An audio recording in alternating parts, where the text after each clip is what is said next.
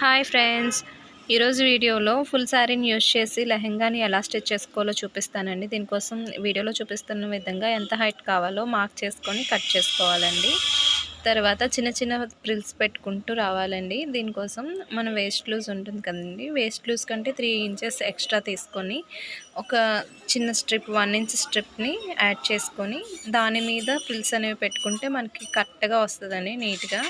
ఈ టిప్ అయితే బిగినర్స్ కోసం అండి. ఇప్పుడు వేస్ట్ లూజ్కి ఎంత ఉందో అంత ఒక 3 ఇంచెస్ హిప్ బెల్ట్ అయితే స్టిచ్ చేసుకోవాలండి. ఈ వీడియోలో చూపిస్తున్న విధంగా స్టిచ్ చేసుకోవాలి.